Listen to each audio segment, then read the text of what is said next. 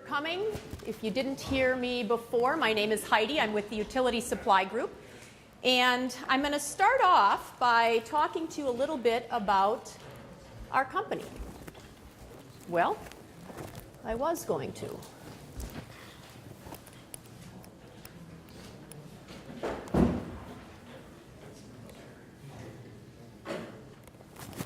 There we go. Welcome to Waco. All right. So I'm going to tell you a little bit. I hope that you all are familiar with the Utility Supply Group. If not, we are a company founded in 2001 by Wade Elliott. That's the Wade that I was referring to earlier, if you've never met him or haven't heard of him. He started the company. We are headquartered in Kingston, Washington. We also have, Kingston, about 40 minutes across Puget Sound from Seattle, if you've never been. We have in that area a distribution center. We have a small sales team. Wade's office is there. We also have an office in Kansas City, Missouri. And we have a small sales office there and distribution center. We also have remote salespeople. I work remotely from here in Wisconsin. We have another Seattle remote salesperson and then one in Missouri. So when you call our 800 number, you'll get one of us. The phone system kind of just pushes you around to the next available person. You can always ask for someone specifically or anyone can help you. We're basically a nationwide distributor of all things electric at your park. So, all things utility. Electric, water, can be gas, but we really focus on the electrical. Anything at a park, whether it's a box, lighting, a pedestal, metering, that sort of thing. In recent years, we've expanded our offerings to include solar lighting, more outdoor lighting for dog parks or possibly a mini golfing area. And also, a lot of hand dryers have become a huge thing in our group, our offerings, and so we're happy to bring a nice selection of those. And then lastly, protection and detection products for each site and for the electrical areas in your park. And we have a staff on our design team, and by design team, I mean the people who can put together an electrical layout for you.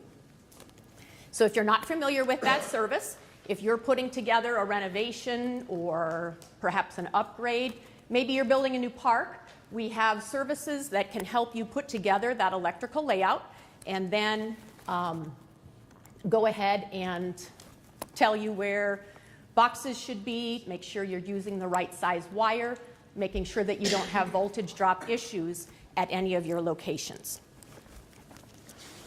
And so since we have just an hour today, I would like to ask you if you have questions about your specific park to come and talk to us at the booth. If you have just general questions that others could benefit from, then please feel free to interrupt me or just yell it out at any time. Okay. Questions so far? We're doing good. You guys are awake. So I'm going to talk a little bit about Wade. Wade is a former member of the Arizona Travel Park Advisory Board. He also sat on the ARVC board, the National Association of RV Parks and Campgrounds. He was the chairman of the Business Forum in that capacity. He is a current member of the Underwriters Laboratory Standards for Technology, which deals with power outlets. These all sound like great meetings to go to, right? He is a member of the National Fire Protection Association, the National Electric Code Decision-Making Panel Number 7, which relates to RV parks, campgrounds, resorts, and marinas. And he sits as a representative on that panel for ARVC. So ARVC appointed him for that. And then lastly, he's the current chairman of the KOA Care Camps. And if you aren't familiar, the KOA Campground Association has a care camp trust that was started in 1984, and they raise money to have sick children with cancer go to various parks and camps throughout the country. And so he's very proud of the work that he does there. All right, lastly then, I'm going to talk a little bit more about the Utilities Supply Group and talk about some of the awards that we have recently received. Most recently in Missouri. I think I have a slide for that. In Missouri, at their association meeting, the Vendor of the Year or Supplier of the Year, last year we received the same in Missouri, as well as in Texas at their TACO, or Texas Association of Campground Owners meeting, as the Supplier of the Year. And then the National Association of RV Parks and Campgrounds, ARVIC, we were also named Supplier of the Year. And moving back a little bit further, 2016, that same recognition through ARVIC. And then in 2014, looking at the Stan Martin Memorial Award, which, as you know, is the campground industry's highest honor, and so we're proud of that. You may ask, why am I talking about this? Am I bragging? Am I being showy? Maybe, but I want you to know that we're not the vendor that just shows up at an expo and slaps some catalogs on the table and a few products to show. We truly care about the industry, and as you're going to learn a little bit more, Wade works really hard with the National Electric Code to work for you so that some things aren't implemented that you're going to need to spend money on that maybe you don't need, or things that will help your campground work better. You're not blowing breakers all the time. Maybe you're not dealing with voltage drop. So we aren't just throwing out a bunch of products and saying, buy from us, buy from us. We're really here to help you improve the electrical and utility products and usage at your campground. Okay. So now we're going to move on to a little bit more of the guts here.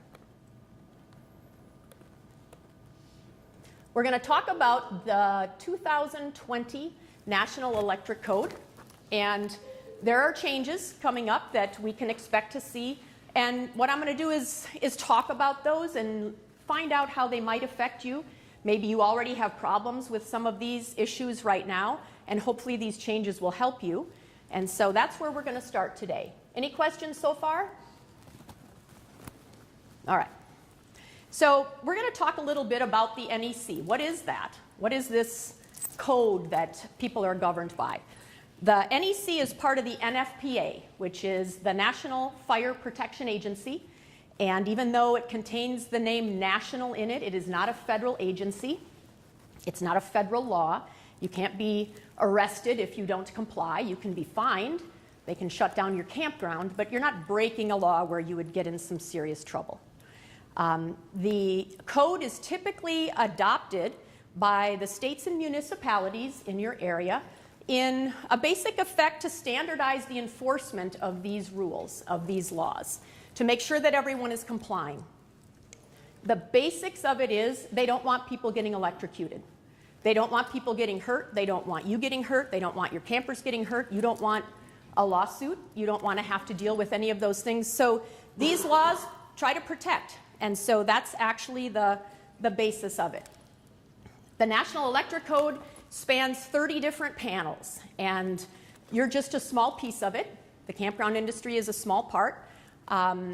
There are industrial buildings, residential buildings, of course your house, even RVs or any type of appliances, things that are electrical. The National Electric Code tries to make them safer and the users safer as well. And so I'm going to talk a little bit about the process of how codes get changed and then how those changes are implemented. So first of all, as I mentioned, Wade is on this panel, panel number 7, as it deals with RV parks, campgrounds, marinas, and resorts. And so in January of last year, the group got together, the panel got together, and they take public input. So what that means is that you as a campground owner could be a state inspector, could be a master electrician, could be a camper, it could be a farmer, it could be anyone who feels that there should be change or has an idea or thinks that perhaps something that's implemented is overkill and we don't need all that. All those ideas are brought to this panel, and they decide what should be in the code and what shouldn't be in the code. They meet again, hash through ideas, and they make comments and suggestions based on that, which then get passed on to the committee. And so in October then, that committee makes decisions, maybe makes changes, alterations if needed, and then it becomes code. And in September, it will be printed, which makes it real. And then the process starts all over again in January. So it's a 3-year process all over. You'll notice that different changes happen in 3-year increments. They can, at the national level, in 2020, we have new rules, but it's the state's job. Every state is different. It's their job to actually enforce them. And so that would be your local inspector or whoever it is that would come out to your park and say, this is right, this is wrong, you need to make changes, or hopefully they're going to say you've done everything right, good for you. Any questions so far on any of that? All right. We are next. All right, I did that. Okay, I'm ahead of myself. So a term that you'll hear a lot of is an AHJ, authority having jurisdiction. And as we'll read here, that the authority having jurisdiction, an organization, office, or individual who is responsible for enforcing the requirements of a code or standard, or for approving equipment, materials, an installation, or a procedure. So who is that? So it could be your local inspector. He might work for your township, your city, your village. Could be the state inspector, could be the county, who has a panel of people who all go around. And in some states, it is the Department of Labor and Industry. So in Wisconsin, it's generally whoever is in charge of your area. With campgrounds oftentimes being rural, it could be a township, it could be a county, whoever it is that takes care of looking over your property and making sure that everything is in line. Do you all know who you have? Do you know who your inspector would be? At what level it is? I would think it's like 8 in the morning here with how everybody's quiet. Okay, so we're going to talk a little bit about some receptacle issues. So when you see these numbers, 551.71, that's where you would find this in the code book. Code book's about this big, weighs about 15 pounds, and should you want to look it up, that's where you'd find it. And something that you may have heard a lot about, and we've been getting a lot of phone calls about it at the office, is that campground owners and RV park owners are hearing that they need to have GFI protection at the 50 amp and 30 amp level in their boxes and surface mount boxes. And pedestals. And so, do we need that? How expensive is that? You think about, replacing a GFI can be $20. At the 20 amp level, how much is at 30 and 50? So that has been a concern for many of you. And as you know, the current code states that you need to have a 20 amp GFI protection in every box. So you used to be able to buy a 50-30 box, maybe a 30-30 box. You didn't need that 20 in there, and now you do. So we don't even offer anything if it doesn't have that. Now it can be at the breaker. It doesn't have to be in the receptacle. You can have a GFI breaker instead. Benefit there would be that if you are a park that does a lot of tripping, if you trip your GFIs frequently, when you need to replace them, you're replacing a $20 part instead of one that's a lot more. So something to keep in mind if you have that issue.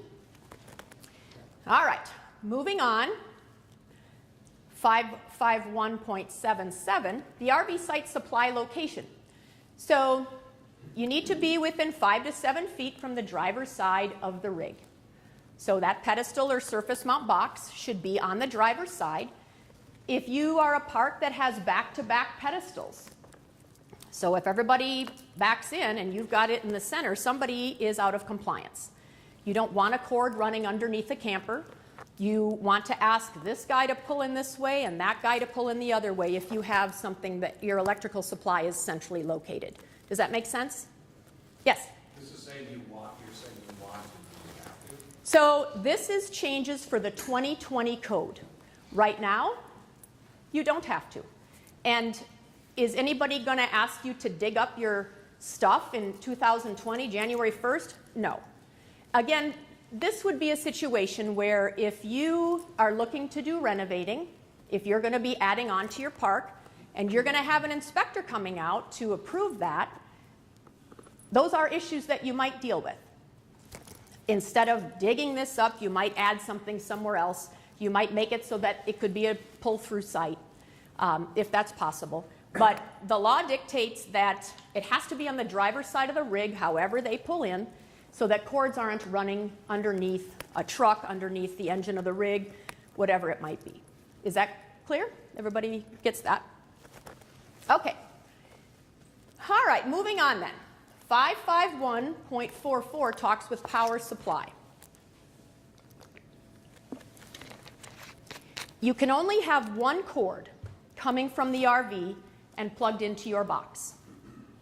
You may have some campers come in and they have done some creative wiring and additions to their camper, and maybe they've got a 50 amp plug and a 30 amp plug, and they want to plug them both in. Well, you don't want that. You don't want that because then they're kind of hogging some of your voltage, and the guy that's 2 campers down, that might affect him if you have the looped pedestals, which many of you do. And so you don't want that to happen. You want to be able to have something to police this. You want to be able to go to that camper and say, look, you can't do this. You can't be plugging in here with your 50. You're only allowed to plug in one. Now, they can plug into the 50 and the 20, or the 30 and the 20, but those can't be both coming from the RV. So let me give you an example. They plug in their 50 amp camper, great. Then the kids want to charge their iPad outside and play a video game. Or they want to have a light outside so that they can play beanbags at night. So then you plug in that 20 amp regular old light, just in a regular old outlet, and that's fine. But not 2 cords can come from the same camper. Additionally, you can't have a cord coming from the camper going to their 50, and let's say nobody's in the site next to them. They can't run it over and plug into the 30 on the box that's next door. So however they're trying to plug in multiple cords, only one of them can be cords that bring power to the camper. Again, anything auxiliary, they want to plug in a fan outside, a light, whatever it might be, a game, any of those things going into the 20 are fine. Everybody clear on that? And so the NEC gives you a little ammunition if they're plugged in. And you maybe think, well, what do I care? You know, it's metered, they're going to pay for it. Or why do I care? Well, it can do damage to your box. It can upset your neighboring campers. They're not getting the voltage they're expecting, the voltage you promised them. And so that can be something that you're going to have complaints, possibly bad reviews online, and you don't want any of that. So feel free and don't be scared to go out and say, look, these are our rules, this is the code, and if you don't comply, then we're going to ask you to go. All right. Moving on. Let me ask a Yeah. question on that. Sometimes, you know, one of these Camping World or something, they sell those cheater cords that somebody can plug a 30 amp in and then 20 amp and it all comes down. That would be a... So that's called a dog bone. And you're exactly right. Good question. They plug into 2 different areas to make one super outlet or to bring more voltage. I'm going to talk about that in coordination with this. Dog bones and auto transformers are ways of campers trying to get more than what you're offering them with regard to the electrical offerings. So these are not allowed. Those are not allowed. And when I say not allowed, again, these are recommendations. The code says that you can tell your camper, get that out of here, we don't want it. Now, this is a little bit more severe. I put up 2 pictures so you can see what these look like. They are called boosters. You might hear boost busters. Their technical form is an auto transformer. And what you do is you plug it in the camp. These are both 30 amp, but your camper would plug it into your box. The cord hangs down. This box would be sitting at the foot of your pedestal or surface mount box, and the camper would plug into it. And what it does is it sucks voltage from your line. So let's say you have 6 campers on one line, and this guy's number 3, and he doesn't like what you've got there. He doesn't like the 110. He wants a 120. He's going to suck it, and 3 guys down the road are saying, what the heck's going on here? This is not working. Our air condition, you've maybe all been there. And so you don't want this. It can cause problems also at your box. It could be a fire hazard. And so you have the ability to go to them and say, this doesn't meet code. We don't want you to be doing this. And traditionally, people who are out for a camping experience, I don't know what you guys get, but are they really, unless it's a rainy day and all the kids are driving them nuts and it's 100 degrees and they got 2 air conditioners going, the average family, I hope, and you can correct me and tell me more than I know, is they're there to enjoy the amenities of your park and the outdoors. And so hopefully they're not doing this, but we do see it. And so you'll want to put an end to it and ask them to kindly remove those. Has anyone seen these at their park? You've seen the dog bones. No, I've seen these at the National Arctic Show. Okay. Booth. Yep, for sale, like people were selling them. Right. So they do have a place. So you'll see these perhaps in an agricultural setting, maybe perhaps in your shower house that also has your gift shop, which also has the laundry facilities. And at peak times during the day, you might want to rob some from one place and put it in another if you don't have enough power or enough to supply all the things that you're putting in. It's not a great way to take care of your issues, but it can be done. They're used a lot in the commercial electrical industry when temporarily they want to pull power from one place and put it in another. So they're not horrible, but in your situation, they're going to cause problems for your other campers. So you've seen these at your park? You've had campers use them? I see a lot of these, and I forget what they call them. They usually don't sit on the ground, well, they could, but usually they hang from the wire. And I don't know, some kind of load management or... So it could be a surge protector. Other than that, but it could be Oh, that too. okay. Yeah. So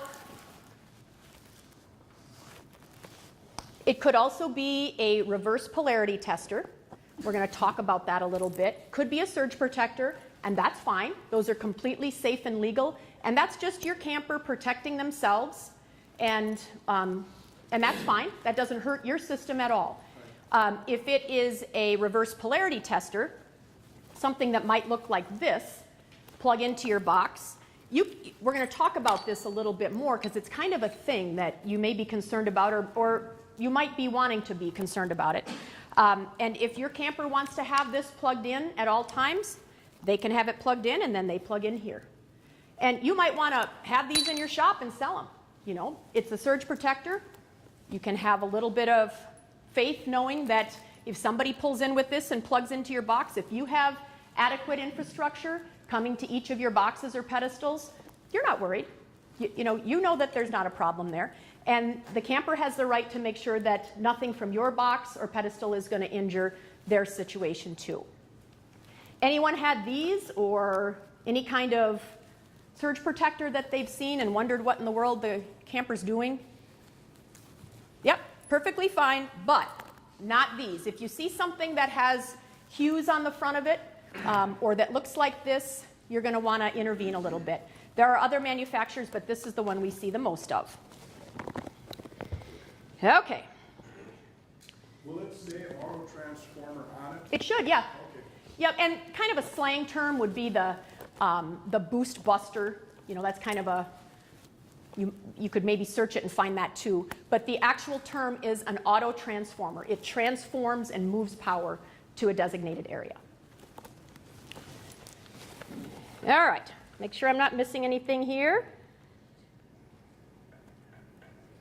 All right, I think I'm good.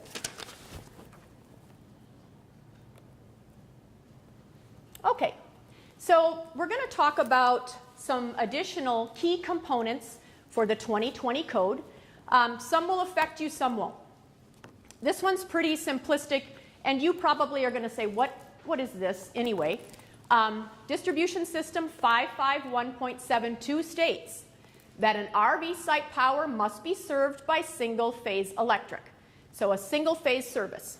You can have three-phase, don't be afraid of three-phase, but the three-phase can supply the single-phase. So if you have a inspector that comes in and says, you know, you've got three-phase power here, that's okay. You don't have to have it, but you can have it. Moving on, and this has kind of become a situation, and when I say that to you, when I tell you this has become a situation or this is kind of a topic of chatter, it's because Wade is hearing about it at these meetings, meaning that people have brought these issues to the panel, or we're hearing about it when campground owners and RV park owners call us and they say, we're hearing this. Whatever meetings they have with other campground owners or they hear from campers. So these are things that are brought up, and in this case, the code changed because of it. And so 55172D talks about feeder circuit capacity. It states, neutral conductors shall have the same ampacity as the ungrounded conductors. So here's where that becomes words that you can understand, or that any of us can understand. We spoke about one cord coming from the RV and plugging into your box. And you have the right, as I said, to tell them that they can't do that. They might want to try to go through other ways to do it. And when we're talking about that GFCI or GFI protection at the 50 and 30 amp level, the issue is what type of circuit is that feeding? So a feeder circuit is your 50 or your 30 amp receptacle. They feed the power to the RV panel, which then feeds the power to the receptacles and switches in that RV. They are feeder circuits, they feed. The 20 amp receptacle in your pedestal is a branch circuit. It doesn't do anything for anybody but just give power to that one thing you're plugging into it. A speaker, a light, you're charging your phone. So the idea here is that you don't need to have GFI protection on those feeder circuits because once they get into the RV, there are plenty of GFIs in the RV. By the bathroom, you have them in your house, you've seen them. By the bathroom, anywhere there's water, kitchen sink, and then on the RVs, they're exterior. So you'll see them all around. So the idea here and how Wade worked and the Panel 7 worked to get rid of this idea. So the NEC's thinking 30 amp and 50 amp GFIs, less people will get electrocuted. Let's do it. Let's make it so that all RVs need to have that. Well, yeah, but they'd be tripping all the time. You know, you'd be dealing with that once in a while, or maybe frequently for you, your 20 amp receptacles trip, yes? If we had to have protection at the 30 and 50 amp level, first think of the expense of that, and then if they're all tripping, what a mess. You'd be spending every day just running out to people's panels. So the idea, again, is that you don't have to worry about having that at this point and through at least 2023. At the 50 and 30 amp level, the idea is that the feeder circuits going into the RV are protected enough by those GFIs in the RV, and the 20 amp GFCI will take care of that. Is that clear to everyone? You bet. So feeder circuit, when it says the neutral conductors have to have the same capacity, they're not talking about the underground infrastructure, where the neutral conductor needs to be the same You are correct. diameter? We're talking about where people are plugging into. We're not talking about what's coming up from there. And in addition to that, when we're looking at having people plug into the 50 and the 30, if there's an issue with them being able to, if they're fearful that something's going to trip or worried about something that'll trip, you don't have to be concerned about that. You don't have to be concerned that my 50 and my 30 aren't providing. It's in their RV. They have to deal with that. Sure, so I'm not sure I fully understand you, though. Oh. I apologize. Yeah. So when I read this, it sounds like if I'm building a new campsite, Yep. it sounds like, unless this is not the feeder circuit they're talking about, that we would need to, say we're using 4-aught aluminum, you know, for our, Yep, the wire underground. Yep. On the pedestal. It sounds like they're saying that that neutral in the 4-aught aluminum needs to be 4-aught also? no. So, That's not a feeder circuit, that would be the underground It- wire coming? so from the it doesn't have to be 4-aught, so let's, Well, I'm saying, well, whatever the two That's what it says. hot lines are, that the neutral has to be the same. What's coming into the box, into the pedestal, has to all be wired with the same capacity. So if you use a number 10 gauge for the 30 amp, Okay? then the neutral, the ground, and the hot all have to be 10 gauge. I think we're saying the same thing. Yep. Yeah, so it's coming up from the ground into the box, not what's going on in You're the box. talking and wiring in what's the box, you're talking wiring to the box. This Sorry? is from the breaker to Right. the socket. is what From the we're breaker talking to the socket That's is it. what she's talking Yeah, about? both have to be Not narrows. from the service to the pedestal? about. Correct. correct. So, Well, the neutral's already. You say it should be. so what we're talking about here is the circuits and your RVs plugging into them. You're right that the 4-aught has to be the same with the new, I mean, you're correct on all of that, but the code isn't changing for those pieces. We're talking here about the boxes and what you might need to do moving forward in those boxes. Are we clear on, are we good on that? The other thing, and I want to make sure that I want to make sure that we get your question answered properly. The other thing that is kind of a situation, and again, because people are talking about it, is the fact that when we are relying on the RV to have that GFI protection, so that you don't need it in your 50 amp receptacle or circuit or your 30 amp receptacle or circuit, you might get a camper that comes in and they maybe rewired stuff themselves, or maybe it's an old camper and isn't compliant with having GFIs near water sources. You run that risk. And so something that you need to consider, but to our knowledge, nobody even sells a 50 amp receptacle that has GFI protection right now. And imagine the expense of them if we did.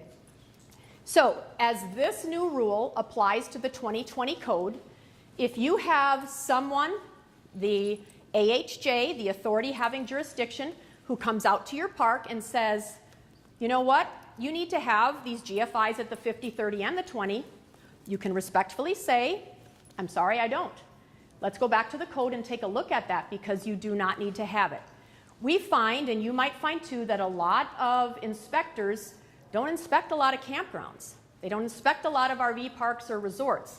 They're mostly doing restaurants and they're doing houses, and so they may not, they should, but they may not be completely fluent on the codes that affect you, which is why we want you to know, so that you're not saying, oh, well, the inspector must be right. He's the inspector. I better go buy all these receptacles that have GFI protection, when in fact you don't need them. So again, something to keep in mind. You do have the ability to say to your inspector, nope, this is not what I was told. Before I go doing anything, I want to check on it, or you should check on it. So, okay. Moving more. I think I got all of that.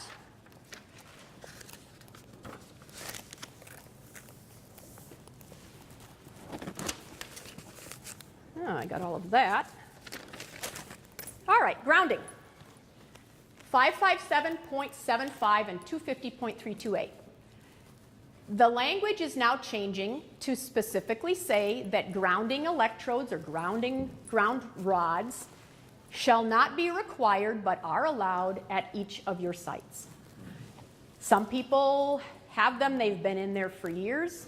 You can have them if you want, but on anything that's new or any upgrades that you do to your current sites, it's at your discretion if you want to keep them there or if you want to put them in new construction or not. It is not needed and it's not required. Okay, load calculations. Increase 50 amp rating from 9,600 to 12,000. So without getting into the entire load calculation calculator that we use to figure out how many boxes or sites you can have on one leg.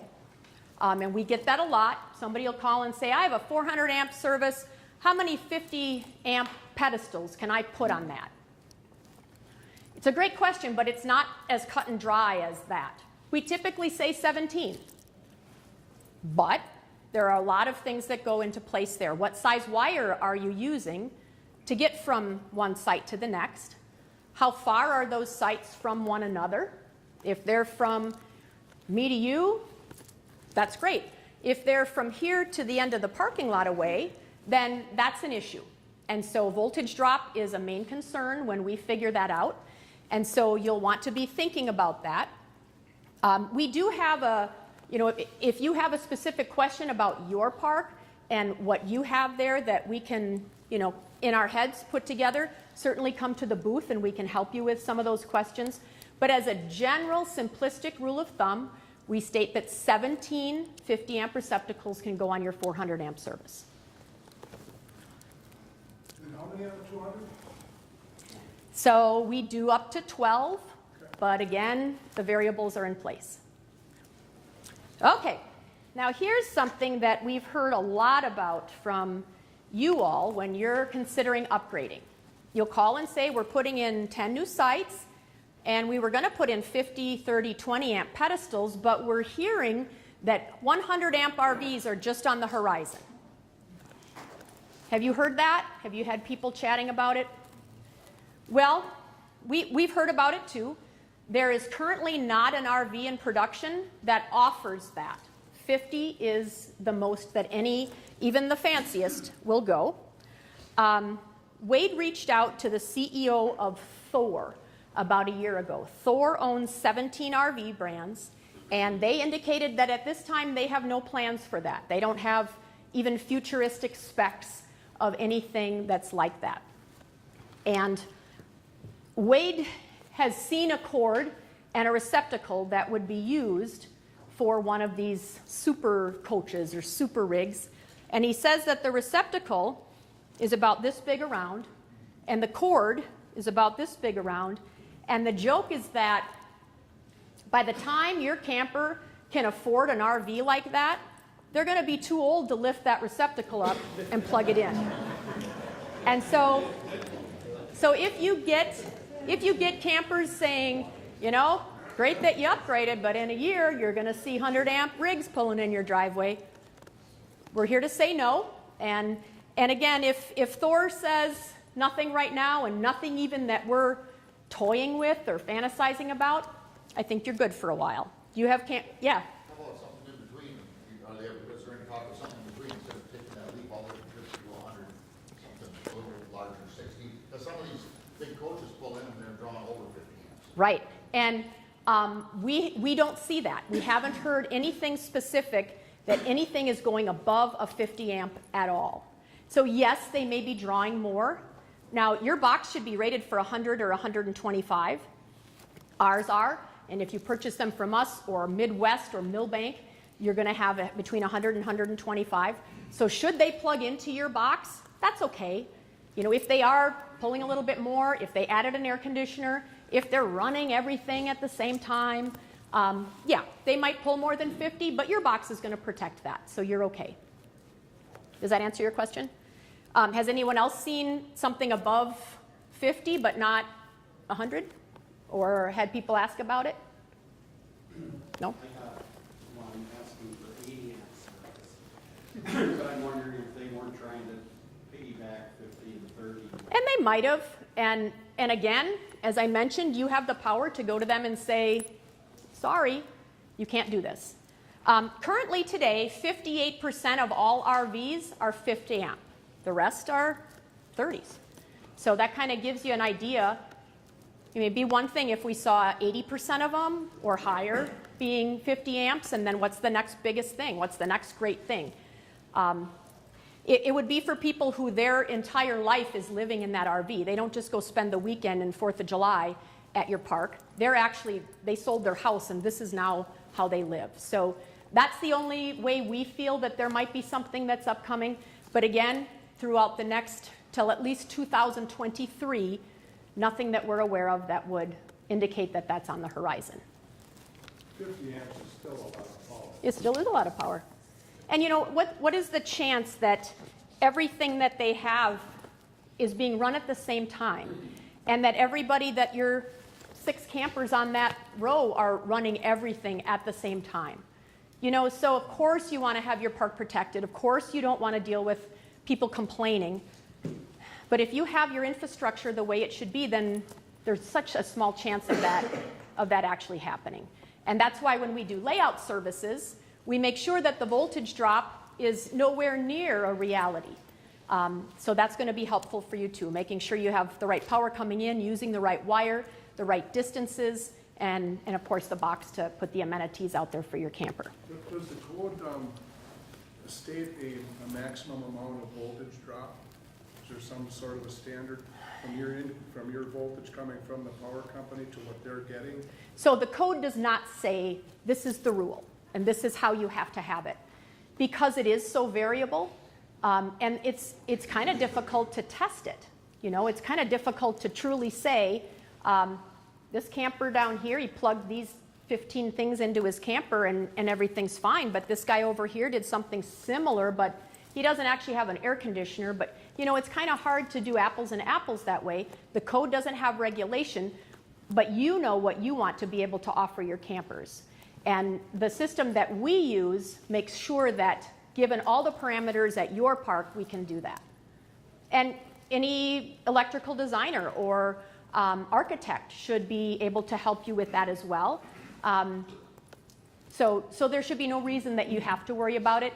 Unless you have an older park, you have underground wire that's outdated, and you try to put a 50 amp service where you previously had a 30, that's where you run into troubles.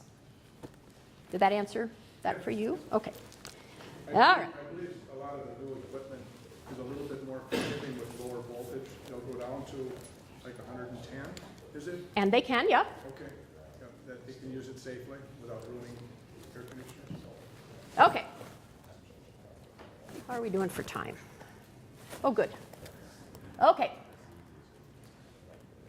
So we talked about, I got to move a little quicker here. We talked about GFI protection as the chatter at the 50 and 30 amp level. Currently, that is a problem in the marine industry.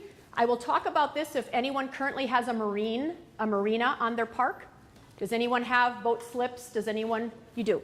Okay, so if you are in a situation, and it's a little bit different with salt water, so you're not anywhere where you have to worry about that. Salt water conducts electricity better, and they don't worry about voltage in the water. However, there are some issues in fresh water where we have heard of detection of voltage in the water. So if your marina boxes are right on the water, something that you might want to test for, it's usually such a small amount that if a child jumps in the water, they're not going to be electrocuted. But it is there, and it is something that you might want to look into. But it's not something right now, again, that's being changed in the code.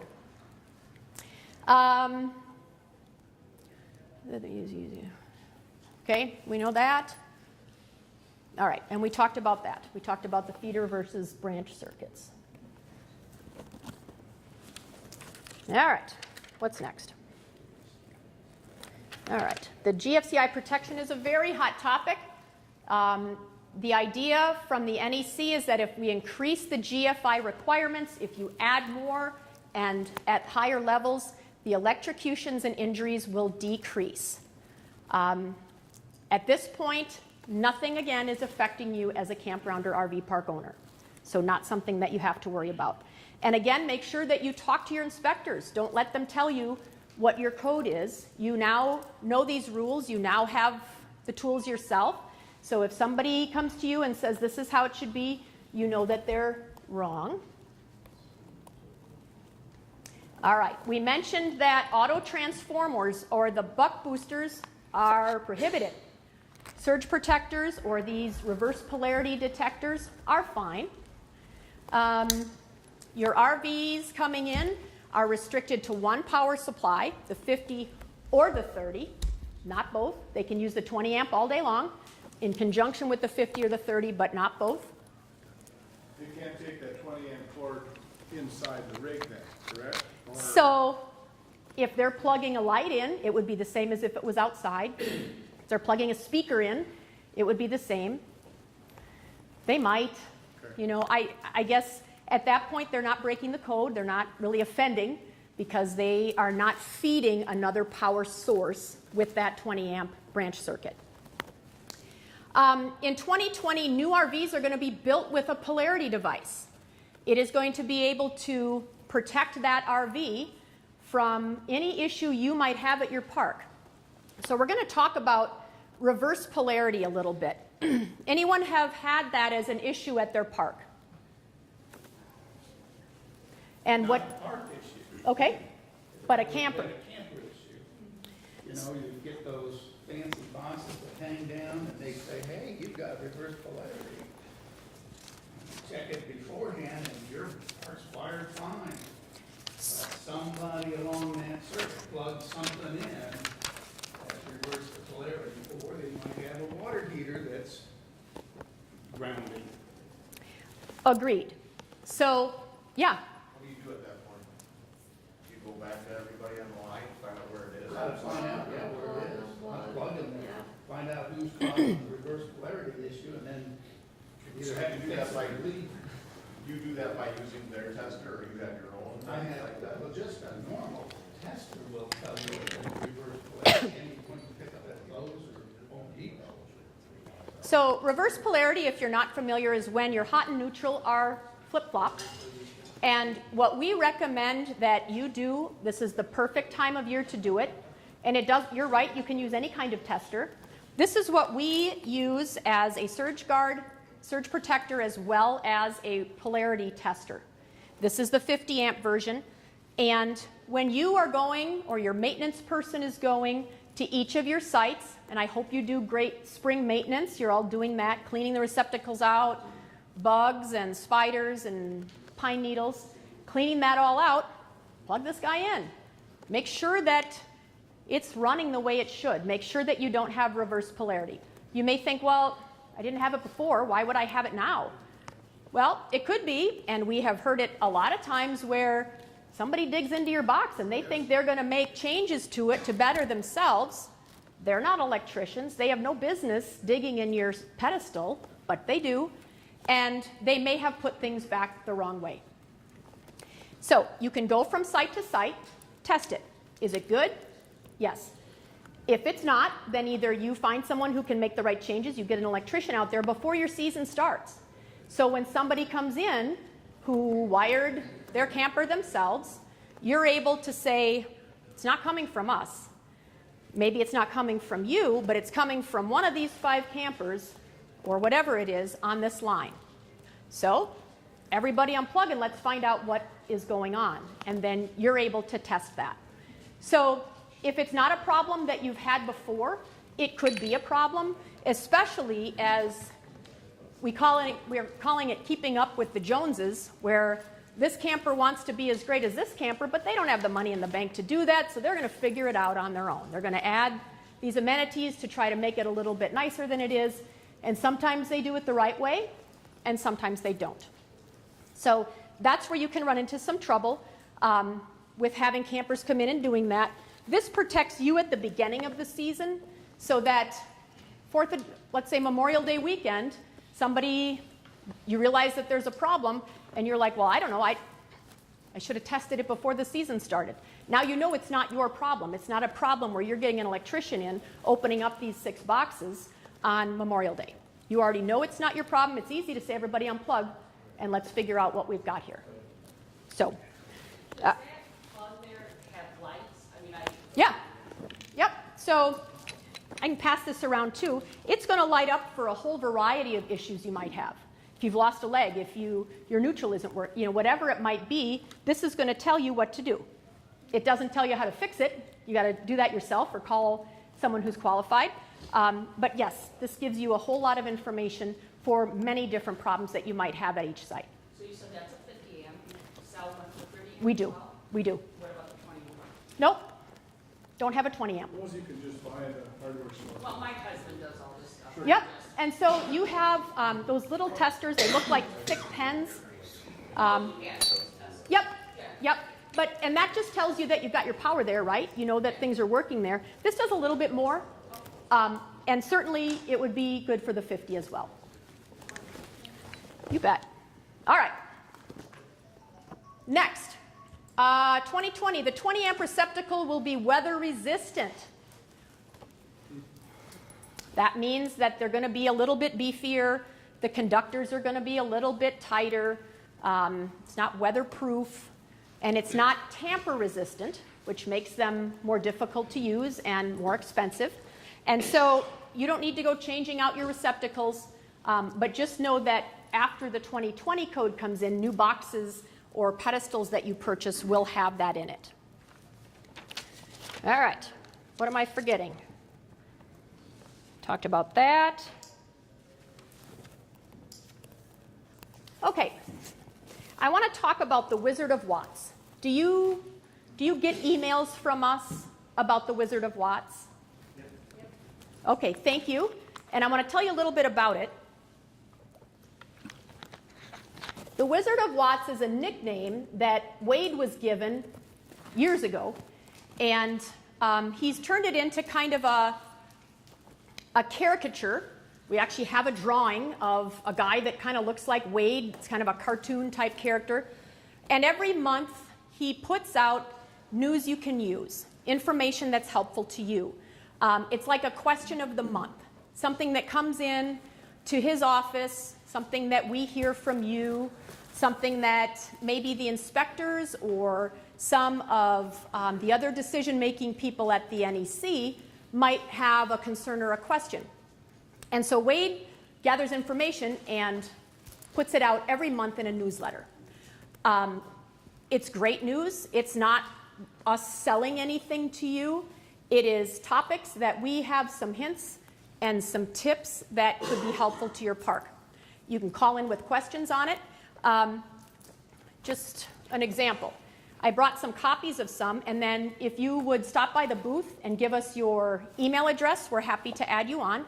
It's kind of taken off legs of its own because it was just a goofy nickname, which has kind of turned into Wade's additional way to help people. Wade's way to say, well, I'm not going to stand here and preach to you, but here's something I'm hearing. This might help you too. You can read it if you like. If you look at it and you say, I don't want to know the difference between ring or ringless pedestals, delete. You wait till next month. And so if there's a topic you'd like him to investigate, something that's been a trouble at your park, is there a way to overcome this, a way to fix it? Let us know. We'd be happy to incorporate that into our Wizard of Watts offerings. All right, I am done. Are there any general questions that I can put out there? Yeah? Just a comment about Wade. I'm glad you gave that bio. About Yeah. him. There's a lot of stuff I didn't know about what he does. Yep. He obviously doesn't talk about himself. He that way, doesn't. So I'm glad you did that. And so if he were here, and initially we were going to do this presentation together, if he were here, he would not have let that be in this presentation because, you know, a lot of us are like that. Don't sit here and pat me on the back in front of people. You get a red face and you're, okay, thanks. You know, you're right. He does a lot for the industry. None of these projects that he works on, he gets paid for. You know, this is him wanting to improve the industry and to improve really everything that you can do for your business. And so, again, the Wizard of Watts is a great way to learn about that. But come over to the booth with a specific question. He's happy to talk to you. Yeah? Those testers that you have, if you were to get a 30 amp, you use the adapter and put it on the 15. No, we don't recommend doing that. We haven't tried it, and Wade typically is against all converters because of issues that they might have, damage they could do to the box. So he will never recommend any kind of adapter to be used at any level. But it couldn't anyway because the 30 isn't going to monitor both legs of the 50. It won't monitor both legs. For some of the basics, you could probably, like a basic tester, you probably could. But the reverse polarity, probably not. Okay, now don't write on your evaluations, she did fine, but we wish Wade was here. Because I've gotten that before. They walk in, they look at me, and they're like, is he going to be here? Thank you, guys. I appreciate your time, and I hope to see you over at the show.